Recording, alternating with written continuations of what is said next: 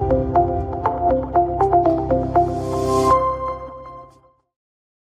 साहिब सतगुरुदेव की जय।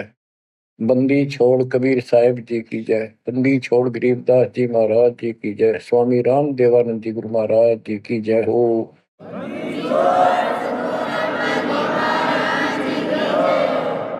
सर्व संतों की जय, सर्व भक्तों की जय, धर्मी पुरुषों की जय। श्री काशी धाम की जय, श्री सुडानी धाम की जय, श्री क्रोथा धाम की जय, श्री बरवाड़ा धाम की जय। सत साहिब जय जय सतगुरु मेरे की जय जय सतगुरु मेरे की सदा साहेबी सुख से बसियो अमरपुरी के डेरे की।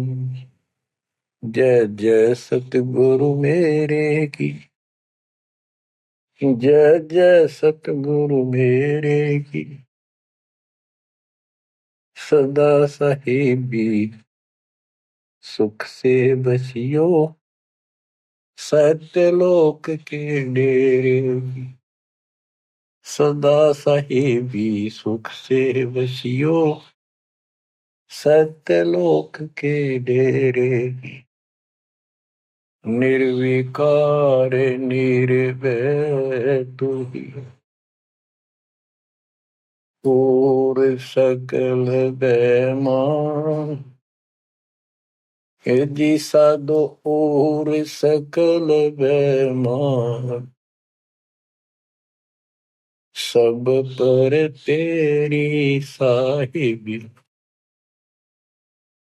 सब पर तेरी साहिबी तुझ पर साहिब ना निर्विकार निर्भय। बच्चों, परमपिता परमात्मा कबीर जी की असीम रजा से आज आप अपने घर की जानकारी प्राप्त कर पाए हो। ये सामान्य बात नहीं है जो दास आपको बता रहा है, क्योंकि आपने कभी सुनी नहीं थी। ये बातें कहीं स्वप्न भी नहीं था कि ऐसा भी कुछ है।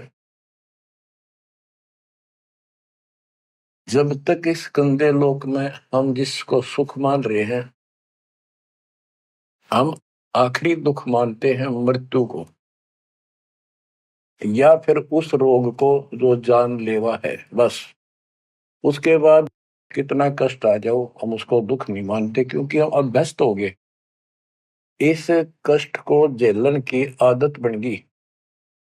टांग कट जा, हाथ कट जा, टूट जा, फिर भी हम जीने की आशा करते हैं। और बात भी सही है भाई, क्यों तो जन्म हुआ था, फिर मृत्यु क्यों हो रही है। हम और सब कष्ट को स्वीकार करने के तैयार हैं, लेकिन मौत अच्छी ना लगती। हाँ, मौत को जब सरेंडर करते मौत के लिए, जब कति महादुखी हो जा, शरीर कति नष्ट होना हो, कंडम हो जा, उठा जाना बैठा जा, सांस भी साबित ना हो, हम स्वयं जब मानते हैं ये भगवान इसका अच्छा तो मर जावा। वो तो है ही, मरना तो है ही, मरे भीगा। लेकिन मरने के बाद कौन सा सुख होगा। फिर कुत्ता बन गया, गधा बन के कीड़े पड़ गए, वहां कौन संभालेगा। तो ये अभी हमें ये ज्ञान था नहीं, ये ऐसी दुर्गति हो क्यों रही। आपको दास बार बार बताता है, मनुष्य जीवन उन्हीं को मिलता है जो बहुत ही पुण्यकर्मी होते हैं। पिछले जन्म उनके जबरदस्त होते हैं। ये अलग बात है, किसी के ज्यादा होते हैं अच्छे कर्म, किसी के कम होते हैं, पर बढ़िया कर्मों वाले ही मनुष्य जीवन प्राप्त करते हैं। और मनुष्य शरीर में उनको सुविधाएं भगवान देता है जो एक मानव को मिलती है। जिनके पास पैसे ज्यादा हैं वो ज्यादा बकवास करते हैं। कार ले ले, कोठी बन गई, और भी कोई 10-5 प्लाट खरीद ले, यानी भक्ति की तरफ नहीं जा सकते वो लोग। या जो कति दुखी है, हैंड टू माउथ है, यानी समय पर रोटी ना मिलती, वो भगवान के लिए जागा कहाँ। उसको सारा दिन रोजगार की समस्या, समस्या पर समस्या रहती है।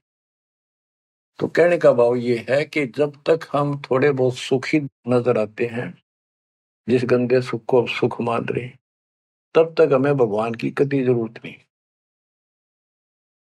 ये ज्ञान हो या फिर कष्ट आना शुरू होता जब भगवान याद आता, उसके लिए परमात्मा कहते हैं कबीर साहब, कबीर दुख में सुमन सब करें, सुख में करे न कोई, और जैस सुख में सुमन कर ले तो दुख का एक हुआ।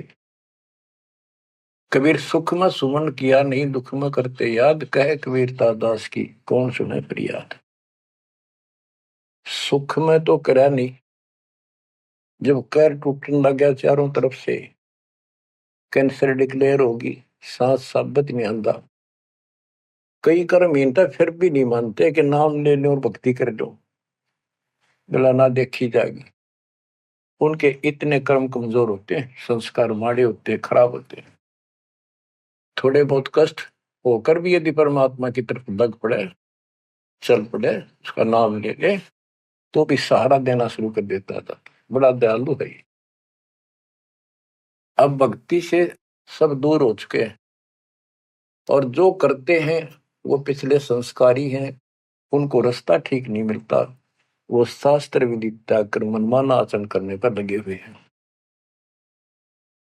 कोई बेचारे पहाड़ों पर जाते हैं, कोई तीर्थों पर जाते हैं, कोई पर भी लेने जाते हैं, कोई मंदिर में, कोई मस्जिद में, और कोई मंडी बना रखी वहां मत्था टेकने जाते हैं। यानी उनको चाह भगवान की है, पर रास्ता ठीक नहीं। अब जैसा आपने प्रसंग सुना कि पांडव यज्ञ अश्वमेध में एक का पाया साध, गरीब गोरख से ज्ञानी गणे, सुखदेव जति जहान, सीता सी बहु भारिया, बहुत पत्नियां मिल जाएंगी सीता जैसी, अपने धर्म कर्म पे साफ सुथरी रहने वाली। संत दूर स्थान, कहते हैं पांडव यज्ञ अश्वमेध में एक का पाया साध, 33 करोड़ जहाँ थे देवता, 88,000 ऋषि, 12 करोड़ ब्राह्मण, 9 लाख 84 शत, उनमें एक का संत मिला, वाल्मीकि सुदर्शन जी। उसका कारण क्या था? उनकी साधना शास्त्र वेद है, गीता विरुद्ध है।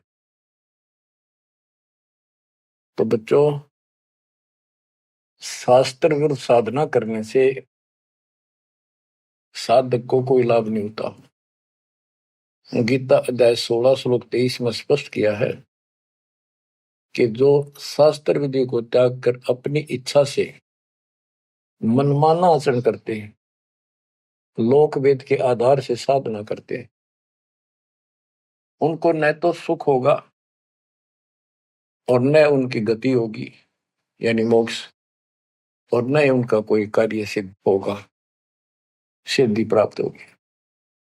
इन तीन वस्तुओं के लिए, तीन पदार्थ के लिए हम भक्ति करते हैं। घर में सुख हो, शरीर में सुख हो, कार्य सिद्ध हो, ऐसी भक्ति करें कि जिसे सिद्धि प्राप्त हो, जिसके सहारे हम ऊपर जाएं।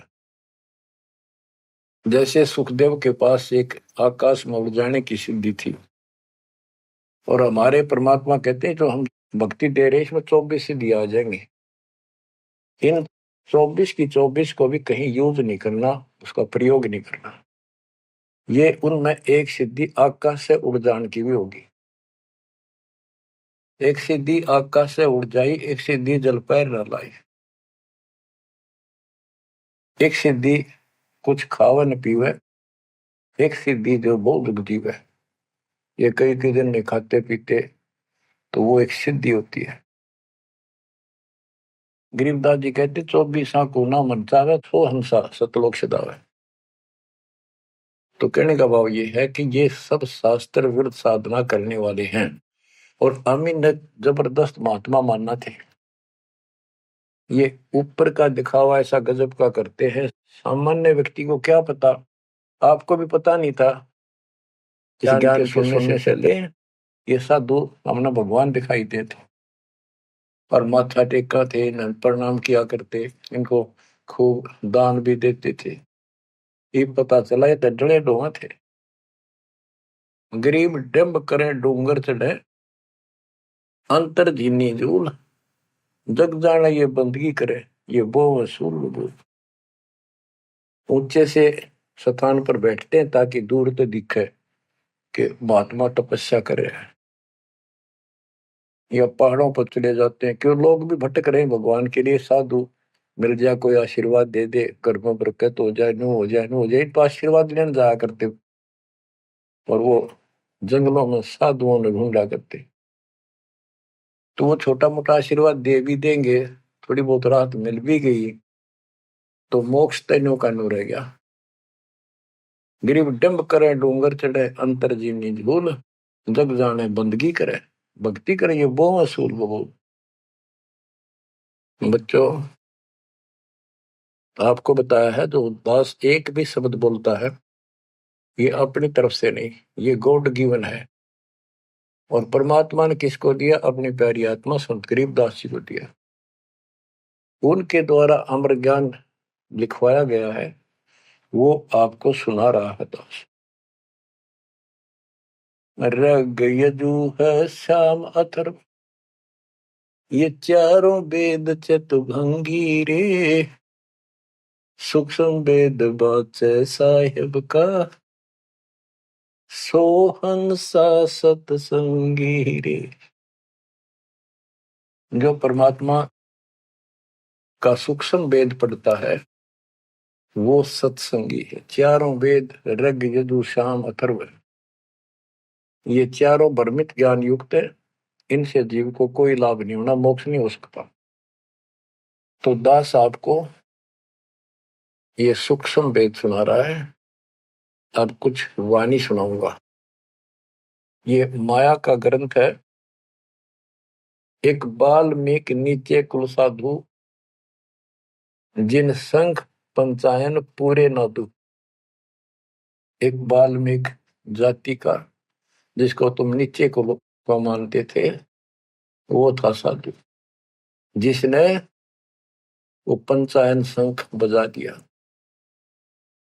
और गिनो माया के पूता, ब्रह्म जोगनी सब ही टूटा। ये बाकी ये माया के पुजारी, इनके पास यथार्थ भक्ति नहीं थी। चंद सूर के तिक साई, जिनके आगे ये बड़े गदाई, नूरी दीपक धरे चिरागा, काल करंजन को उठ लग गया। नूरी अंग विनस है भाई, माटी के किस गिनती माई। कि ये ब्रह्मा विष्णु महेश्वर का नूरी शरीर है, हल्का सा नूर का। और इन देवताओं का नूरी शरीर है, ये नकली नूर है, असली नूरी शरीर सतलोक में है। काल ने दुर्गा के माध्यम से यहाँ उस सतलोक वाली सारी डुप्लीकेट वस्तु बनवा रखी है। कति नो क्यों मिलते जुलते स्त्री पुरुष ऐसे ही है, और लेकिन वहां ओरिजिनल शरीर है, बिल्कुल अविनाशी शरीर है। यहाँ कहते ब्रह्मा विष्णु महेश के नूरी शरीर है। ये नूरी अंग विनसय है भाई, माटी के किस गिनती भाई। जब ये ब्रह्मा विष्णु महेश जैसे मरेंगे तो ये मिट्टी के जो हमारे हैं, तुम्हारे मनुष्य के, ये कौन से खाते में है कि तुम ना मरोगे। और फिर क्या कहते हैं? ऐसे भरम ना भूलो लोई, इनकी ओट न उभरा कोई। जिनकी देवताओं की, ब्रह्मा विष्णु महेश की, देवी की, काल की तुम आड़ ले रहे हो, शरण लिए बैठे हो, ऐसे भ्रम ना भूलो लोई, इनकी ओट ना उभरा कोई। कोई पार नहीं हो सकता, किसी का कल्याण नहीं हो सकता। यही 84 लाख योगियों पर कष्ट उठाते रहोगे। अब क्या कहते हैं? या तो 56 कोटि सहारे, और करी ठगोरी क्षण में मारे। 5 तत्व त्रिगुण की पूर्णी, आवे ब्रह्मा विष्णु महेश्वर। ये ब्रह्मा विष्णु महेश भी जन्म मरण के अंदर आवेंगे। बच्चों, यदि आपको पहले तैयार ना कर रखा होता ना सारे प्रमाण देके, तो आप कतई नहीं सुनते। अगले दिन आप कतई कान का नहीं लाते यूट्यूब के चैनल को, जो कहो झूठ बोल रहा है। और आज आपके घीसा गल है कि गजब अजब कति साची सारी। और ये 300 वर्ष पहले संत गरीबदास ने लिखे कदर गए थे।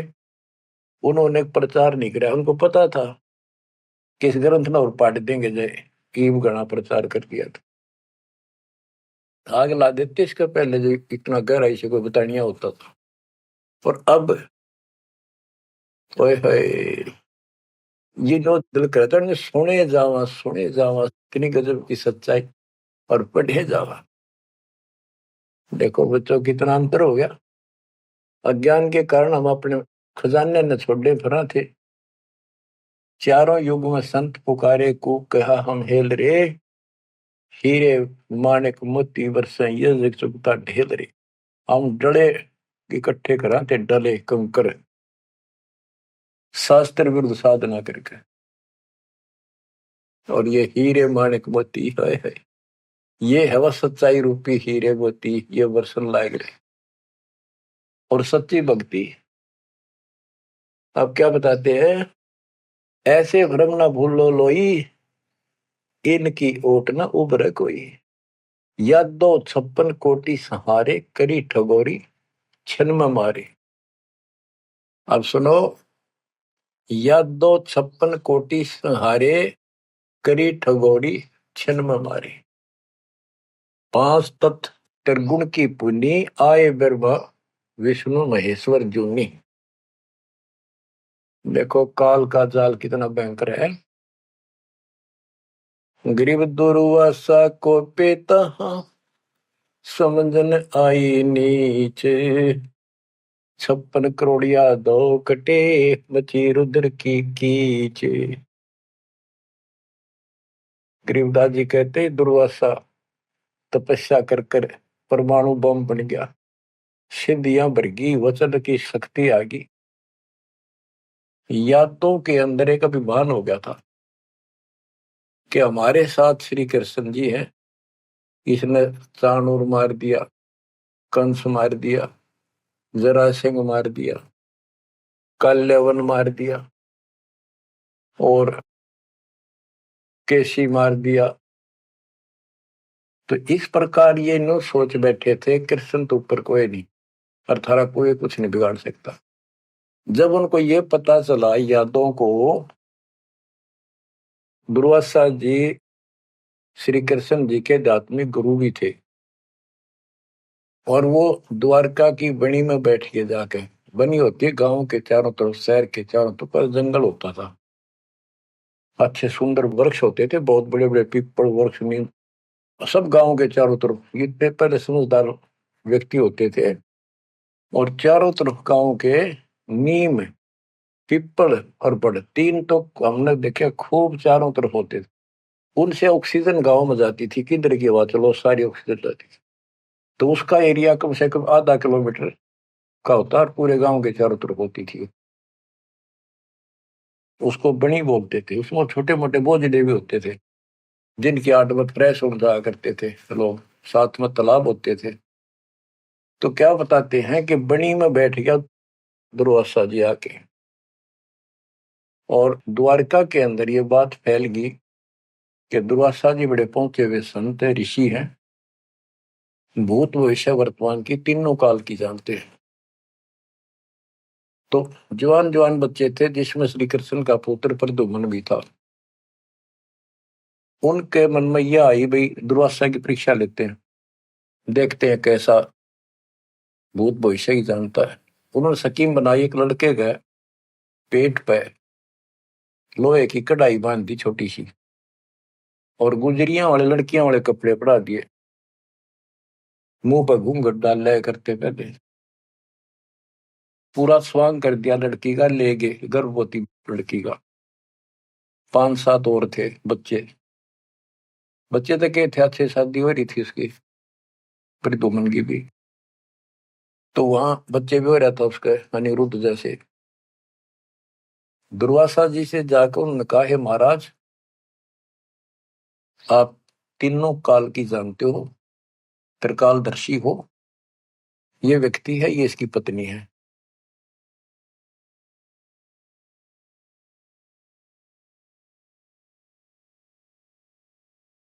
इनके 10-12 वर्ष में भगवान ने दया करी है, इसका आश्रय ही है। और ये उतावले हो रहे हैं, ये पूछ लो भाई बेटा होगा कि बेटी। दुर्वासा ने देखा दिव्य दृष्टि था, गुस्सा में होगा, लाला कर ली, अब ये तो मजाक करते हैं तेरा। तो गुस्से में आगे कहने लगा, यह दो कुल का नाश होगा इससे, जो गर्भ है इससे। इस बात से जब गुस्सा हुआ तो भाग गए बच्चे। सारी नगरी में बात फैल गई कि बच्चों ने मजाक कर दिया और दुर्वासा ने श्राप दे दिया या दो कुल का नाश होने का। तो उनको पता था, नगरी वालों को, श्री कृष्ण जी हमारे सिर पर कौन क्या बिगाड़ सकता है। फिर भी दुर्वासा का डर भी घना था, इसलिए श्री कृष्ण जी के पास गए और सारी बात बताई कि भगवान, बच्चा ने मजाक कर दिया, गलती तो है इनकी, और दुर्वासा जी ने श्राप दे दिया, समाधान बताओ।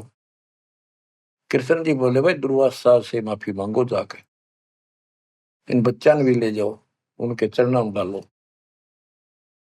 ऐसा ही किया गया। दुर्वासा बोला, मेरा वचन मुख से निकल गया, वापस नहीं होता, ये नहीं ले सकता मैं, जाओ।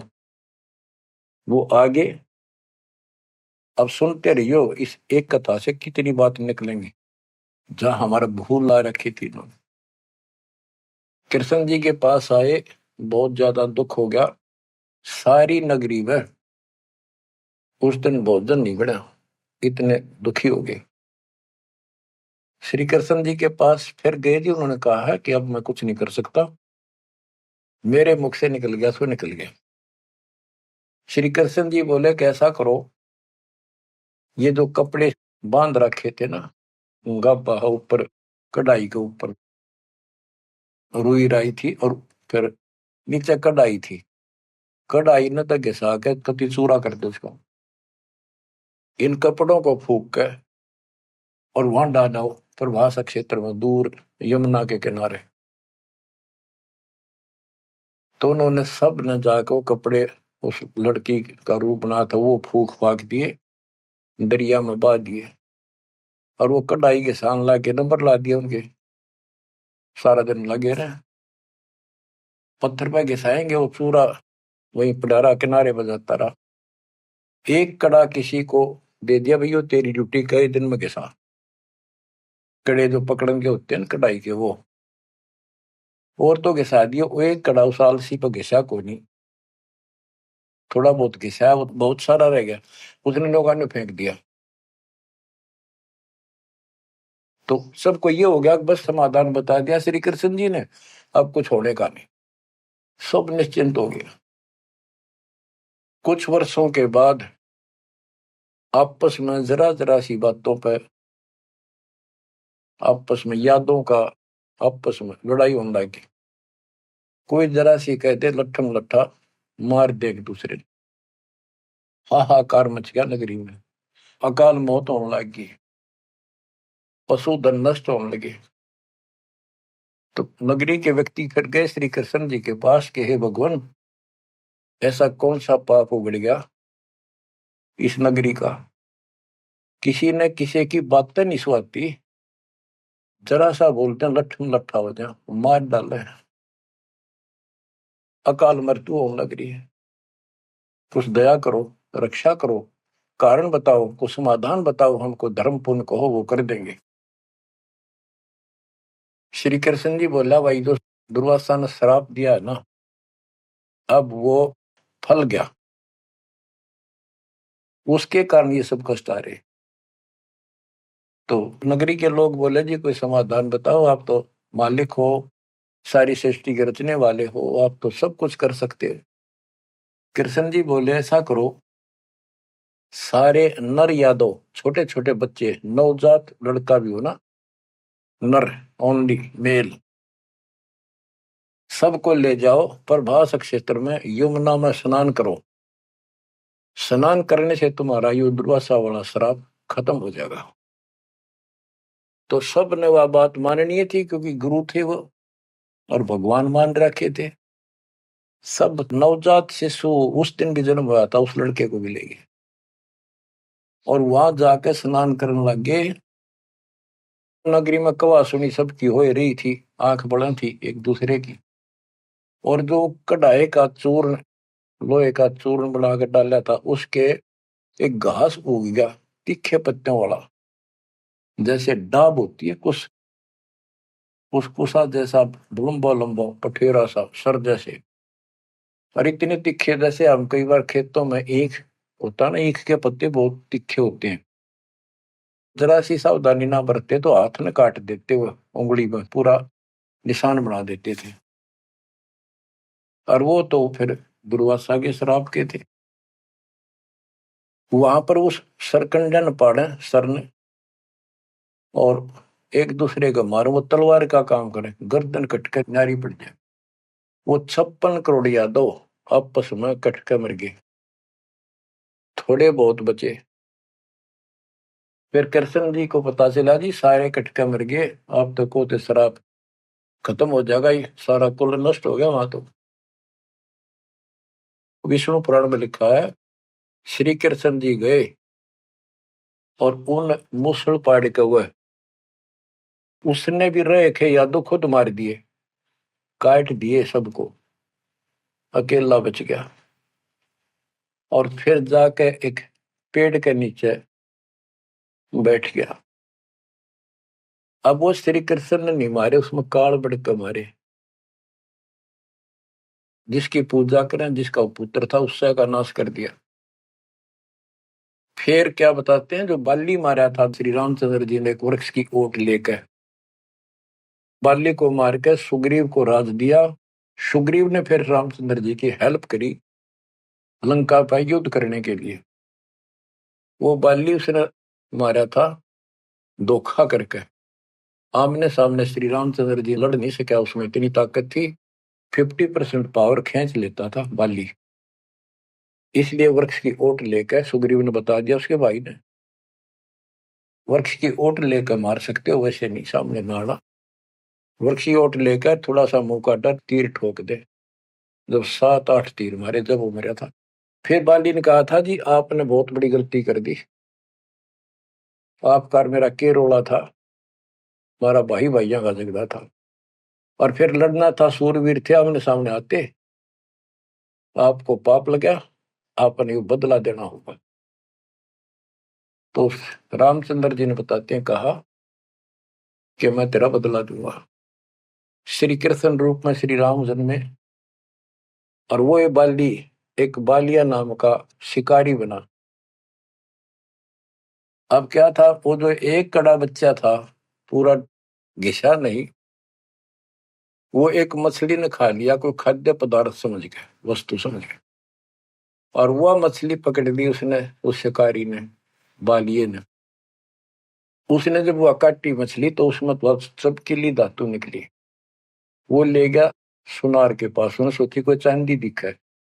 सुनार बोला है लोहा बहुत गजब का है, चांदी नहीं है। लोहार के पास ले गया, लोहार से कहा कि इसका यू तीर बना दे मेरा, जहर में बुझा के, तो इसको विशेष रखूंगा, अलग से कोई भयंकर जानवर आ गया, शेर शार, तो उसको मार दूंगा अपने जीवन रक्षा के लिए।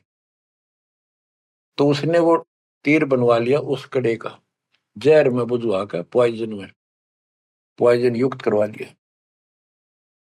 वो बालिया नाम का शिकारी सारे दिन से भटक रहा था, उसको शिकार नहीं मिला, और श्री कृष्ण जी वृक्ष के नीचे लेटे हुए थे और पॉइजन युक्त करवा लिया।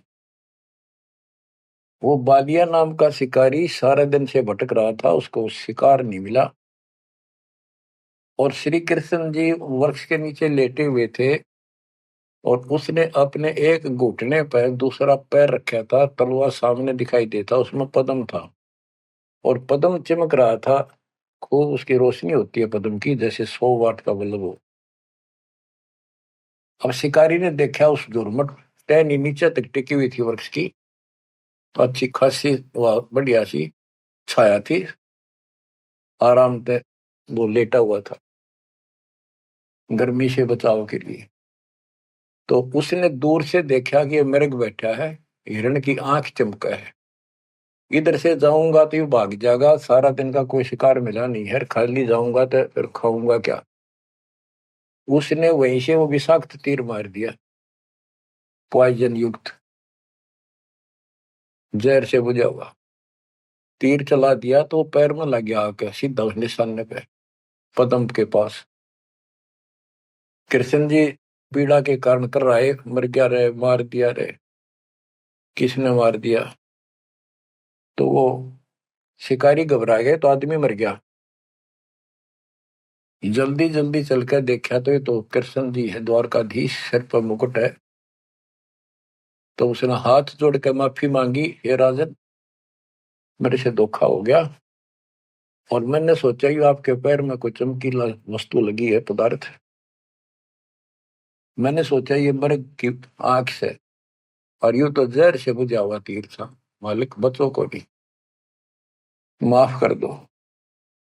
श्री कृष्ण बोले, भाई कोई बात नहीं, यो तेरा मैंने बदला दे दिया, तेरा दोष नहीं है, ये होना ऐसे ही था, पूर्व निर्धारित था। तो बादिया बोला, हे भगवान, आप राजा और मैं एक निर्धन व्यक्ति, जंगल में भटकने वाला, आपका और मेरा के हिसाब किताब, क्या बदला हो सकता है। तब श्री कृष्ण जी कहते, भाई तू बाली था, बड़ा बलवान था, सुग्रीव का भाई था, और मैं रामचंद्र रूप में अपनी पत्नी की खोज में भटक रहा था, और तेने अपने भाई को दुखी कर रखा था। उसने मेरे से वायदा किया, सुग्रीव ने, तेरी मदद कर दूंगा, मेरे भाई तो मेरा राज दिला दे। तने सीधे हाथों दिया नहीं तो युद्ध करना पड़ा, वृक्ष की ओट लेकर मैंने तू मारा, वैसे नहीं मार सकता था, वो मेरे से गलती बनी थी, धोखे से मारा तेरे, आज तूने भी मुझे धोखे से मार दिया, मैंने अपना बदला दे दिया, अब तू जा, और हो सके तो पांडवों को बता दे जाके, मेरे रिश्तेदारों को, कि ऐसे ऐसे हो गया, सारा यादव को लड़का मर गया, श्री कृष्ण भी अंतिम सांस गिराए। इतने में कुदरती, सारा खेल काल का, वो कुदरती आगे पांचों पांडव कुशल मंगल पूछने के लिए रिश्तेदारों में आ जाते रहते हैं। पता चला नगरी सारी कटका मरी पड़ी है, इधर उधर खोजा, उस बालिए ने बता दिया, उस पार दिन शिकारी ने बता दिया, आप किसने खोज रहे हो, कौन हो। वो बोले, हम पांडव हैं, श्री कृष्ण के हम रिश्तेदार हैं, और ये तो नाश हो गया, श्री कृष्ण जी भी ना पाया। उसने बता दिया, ऐसे उस वृक्ष के नीचे पड़ा है, वो अपनी ना बताई गलती के, देख उठ दे, नौका कहो तो खिस गया, वो वहां आ गए। तो श्री कृष्ण जी से उन्होंने पूछा, जी क्या कारण हो गया। तक वही ऐसे ऐसे बच्चा ने मजाक कर दिया था, दुर्वासा ने श्राप दे दिया, या तो होनहार थी और होनी थी। अब सुन ले, तुम मेरे खास रिश्तेदार और भगत हो भगवान के, मेरा आपसे बड़ा अच्छा लगाव रहा है, ये मेरी अंत समय की बात सुन लो। तुम इस राज को अपने बच्चे को दे दो, परीक्षित को, और तुम हिमालय में जाकर तप करके शरीर में समाप्त कर दो। तुम्हारे ऊपर महाभारत में किए हुए वो पाप कर्म लगे हुए हैं, तप करने से वो कम हो जाएंगे। अब अर्जुन पे उस समय रुका नहीं गया, क्योंकि गीता बोलते समय उसने कहा था कि तुम्हें कोई पाप नहीं लगेंगे, ये तो मैंने मार रखे, तेरे दोनों हाथों में लाडू अर्जुन, युद्ध में मर गया स्वर्ग जाएगा, जीत गया तो राज करोगे। उस समय अर्जुन बोला, भगवान आप बशत ऐसी परिस्थिति में हो, अब ये बात मैंने बोलनी नहीं चाहिए, लेकिन ये परिस्थिति पहले भी आई थी, जब आपने मेरे भाई युधिष्ठिर को दुखी होते को देख के, हमने जो बताया था कि इसको बड़े भयंकर स्वप्न आ रहे हैं, कष्ट है, सारी रात जागता रहता है, खाता नहीं पीता नहीं, बड़ा कष्ट में है। तो आपने बताया था कि तुम्हारे ऊपर वो पाप है जो तुमने महाभारत में बंधुघात किया था, उसके कारण ये कष्ट आया है। उसका समाधान आपने बताया अश्वमेघ यज्ञ, वो भी हमने कर दिया अरबों रुपये लाकर। आज आप वो पाप फिर बता रहे हो। हे भगवान, जब क्या कह रहे थे, जब गीता सुनाओ थे, मैं मना करूं था युद्ध नहीं करूं, मतलब मांग कर खा लेंगे, लेकिन आपने मेरे को टिकट नहीं दिया। ऐसा भयंकर रूप दिखाया, मैं डर गया। मैंने सोच लिया था जो युद्ध ना करूंगा तो यूं मारेगा, एक बार और दिखा दिया ऐसा भयंकर शरीर, मेरा तो वैसे हार्ट अटैक हो जाएगा। इस कारण से मैंने युद्ध करना स्वीकार कर लिया। हे भगवान, आपको हो हिमालय चले जाओ, राज छोड़ जाओ, ये कोई सा भी लाडू हाथ में कोई नहीं, ना युद्ध में मरे और ना राज रहा। ऐसा धोखा आपने कराया क्यों? आप तो हमारे खास थे, रिश्तेदार थे, सारा कुछ हो। तब कृष्ण कहता, भाई मुझे नहीं पता वो क्या हो यार, क्या नहीं, और मैंने क्या कहा था, अब मुझे कोई याद नहीं है, इस स्थिति में नहीं हूं मैं। युधिष्ठिर बोला, अर्जुन इस समय ये बात ना करें। हो लिया जो हमारे भाग में था, हो गया। श्री कृष्ण बोला, या कोई नर या दो नहीं बचा है, लेडीज हैं केवल, इनको ले जाओ, इनकी रक्षा करो, अपने साथ ले जाओ वहां पर, या इनको जंगली लोग दुखी करेंगे, इनकी इज्जत लूटेंगे, ले जाना। और मेरे शरीर को फूक के बॉक्स में डाल दियो, बॉक्स में, लकड़ी के में। तो उन्होंने ऐसा किया, फूक के बॉक्स में डाल दिया, उसको दरिया में बहा दियो। तो बच्चों, ऐसा ही किया गया। अब चारों पांडव तो आगे, और अर्जुन की ड्यूटी लाए, तुम सब लड़कियों को लेकर, औरतों को, और आ जाना। तो लेकर अपने घोड़े खच्चर उन्हें बैठा बठू कर चाल पड़े। रास्ते में बिल्ला ने, जंगली लोगों ने उनको घेर लिया, अर्जुन के साथ युद्ध करे। अर्जुन पीटा, अर्जुन पर वो धनुष उठा भी कोई नहीं, जिसने महाभारत के युद्ध में लाखों आदमी मार दिए थे, उठा नहीं, उससे जो खड़ा खड़ा पिटे। वो क्या करा उन दुष्ट लोगों ने, दुष्ट औरतों को ले गए, धन लूट ले गए, और थोड़ी बहुत बची उनको लेकर अर्जुन अपने घर आ गया, वहां इंद्रप्रस्थ आ गया। फिर वो कोस रहा है श्री कृष्ण को, कितने सारे धोखा करे हमारे साथ, नाश करवाना था, युद्ध करवाया, जब तक मेरे में ताकत देती एक मारू था 10 मरे थे, और आज मेरा हाथ भी ना उठा, धनुष तो दूर की बात है। गीता में ये काल कहता है कि मैं बलवानों का बलवान, बुद्धिमानों की बुद्धि में ही हूं। वहां तो शक्ति दे दी नाश कराने, वह छीन ली वापस। ऐसे धोखेबाज भगवान की भक्ति करके हमने असंख्यों जन्म नष्ट कर दिए बच्चों। अब बताओ, अब सुनो इस कथा का निष्कर्ष। ना तो पांडवों को स्वर्ग मिला, नरक में पड़े, ना वो राज रहा, और जैसे किसी ने श्राप दे दिया, ये 3 ताप के अंतर्गत कष्ट होता है, वो 3 ताप का कष्ट भी श्री कृष्ण जी से समाधान नहीं हुआ। पहले कह दिया कि इसको घिसा के सारे कढ़ाई को, कपड़ों को फूक कर उस चूरे को जमुना में डाल दो, तुम्हें ये दुख नहीं होगा, दुर्वासा का श्राप कष्ट नहीं देगा। वो सारा कर दिया। फिर बोले कि उसमें स्नान कर लो, जमुना में नहाने से सारा श्राप कट जाएगा। वो बेचारे नहा भी लिए, वो श्राप तो कटा कोई ना, वो कट कम रही है। तो ये नकली जितने संत हैं, नो धोखा दे रहे तुम्हारे साथ, वह ऐसा चढ़ा दो, वहां स्नान कराओ, ऊपर भी में नहा लो, कुंभ का मेला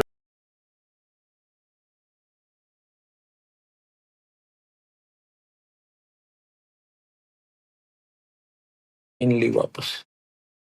ऐसे धोखेबाज भगवान की भक्ति करके हमने असंख्यों जन्म नष्ट कर दिए बच्चों। अब बताओ, अब सुनो इस कथा का निष्कर्ष। ना तो पांडवों को स्वर्ग मिला, नरक में पड़े, ना वो राज रहा, और जैसे किसी ने श्राप दे दिया, ये 3 ताप के अंतर्गत कष्ट होता है। वो 3 ताप का कष्ट भी श्री कृष्ण जी से समाधान नहीं हुआ। पहले कह दिया कि इसको घिसा के सारे कढ़ाई को, कपड़ों को फूक कर उस चूरे को जमुना में डाल दो, तुम्हें ये दुख नहीं होगा, दुर्वासा का श्राप कष्ट नहीं देगा। वो सारा कर दिया। फिर बोले कि उसमें स्नान कर लो, जमुना में नहाने से सारा श्राप कट जाएगा। वो बेचारे नहा भी लिए, वो श्राप तो कटा कोई ना, वो कट कर मरिए। तो ये नकली जितने संत हैं नो धोखा दे रहे तुम्हारे साथ। वह ऐसा चढ़ा दो, वहां स्नान कराओ, पर भी में नहा लो, कुंभ का मेला बड़ा, पर भी में नहा लो, मुक्ति हो जाएगी है। उस तालाब में नहा लो, तीर्थ में, वहां मुक्त हो जाएगा। ये नो विरान मट्टी करे, कुछ होना जाना नहीं। तुम कौन राम का जपते जापम, ताते कटे ना तीनों तापम। अब क्या बताते हैं, ऐसे भरम न भूलो लोई, इनकी ओट न उबरे कोई। या 256 कोटि सहारे, करी ठगोरी छन मोरे। 5 तत्व त्रिगुण की पुनी, आए ब्रह्मा विष्णु महेश्वर जूनी। अष्ट सिद्धि 9 निधि मन के पोए, जा पर ब्रह्मा विष्णु महेश्वर रोए। 9 अवतार पार ना पाए, ब्रह्म जोगिनी सब डकाए। कृष्ण विष्णु कन्हवा भगवाना, ब्रह्म जोगिनी संग खिलाना। 14 लोक रसातल कूटे, कोई गुरुमुख साधु बिरले छूटे। के कोई गुरुमुख साधु पूर्ण संत का उपदेशी भक्त भगतमती, केवल इनका बचाव हुआ। यम किंकर के धाम नरेशा, सर दर्शन के बंधे केसा। विष्णुपुरी लूटी विधि भारी, जा चंदा बदनी कामनी नारी। भोग विलास करें वहां प्राणी, बोर पड़े हैं चारों खानी। कहते ऊपर के लोकों में ये सारी बकवाद करे, क्योंकि वो स्वर्ग होटल हो तो वो बकवाद है, और है क्या, अपनी जेब कटवा के पुण्य खत्म करके फिर पृथ्वी पा के धक्के खावे, कुत्ता बने गधा बने। भोग विलास करें वहां प्राणी, बोर पड़े हैं चारों खानी। शिव पर लूटे कूटे बहु भांति, ये जम किम कर तोड़ते हैं छाती।